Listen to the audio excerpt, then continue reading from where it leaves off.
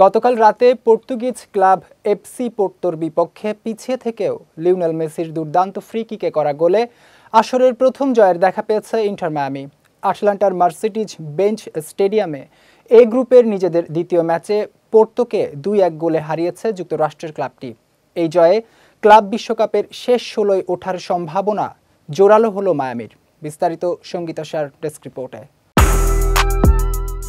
FIFA club বিশ্বকাপের শুরুটা ভালো হয়নি ইন্টার মায়ামির। টুর্নামেন্টের উদ্বোধনী ম্যাচে মিশরীয় ক্লাব আল আহলির বিপক্ষে গোলশূন্য ড্র করেছিল মেজর লিগ সকারের ক্লাবটি, যে কারণে টুর্নামেন্টে টিকে থাকতে দ্বিতীয় ম্যাচে জিততেই হতো মেসিদের। তবে প্রথম জয়ের খোঁজে নামা ম্যাচের শুরুটা একদমই ভালো হয়নি মায়ামির। পঞ্চম মিনিটে প্রতিপক্ষের জোয়াও মারিওকে ডি বক্সে ফাউল করে বসেন মায়ামি ডিফেন্ডার অ্যালেন। পরে ভিএআর এর সাহায্যে পেনাল্টি দেন রেফারি। তা থেকেই পোর্তোকে এগিয়ে নেন সামু আগেহোয়ার। এদিকে প্রতিপক্ষের ডি বক্সে প্রথমার্ধে মাত্র 6 বার বলে স্পর্শ করতে পারা মায়ামি বিরতির পর খেলা শুরু হতেই প্রথম গোলটি পেয়ে যায়।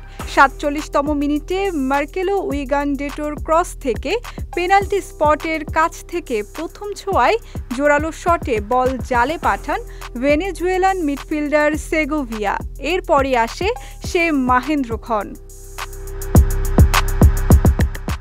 54তম মিনিটে মেসির জাদুকরী নৈপুণ্যে ব্যবধান দ্বিগুণ করে মায়ামি। দুর্দান্ত ফ্রি কিকে পোর্তোর পোস্টের ডান দিকের ওপরের কোণা দিয়ে বল জালের ঠিকানায় পাঠান আর্জেন্টাইন তারকা। এটি ফ্রি কিক থেকে তার 67তম গোল, পাশাপাশি ইন্টার মায়ামির জার্সিতে মেসির 50তম গোল এটি। তবে সময় গড়ানোর সঙ্গে সঙ্গে মরিয়া হয়ে উঠতে থাকে পোর্তো। টানা কয়েকটি ভালো আক্রমণও করে তারা, কিন্তু শেষটা সুখকর হলো না দলটির জন্য।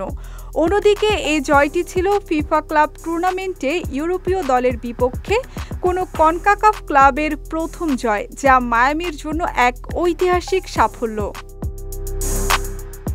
সঙ্গীতা শাহ, বিজয় টিভি, নিউজ ডেস্ক।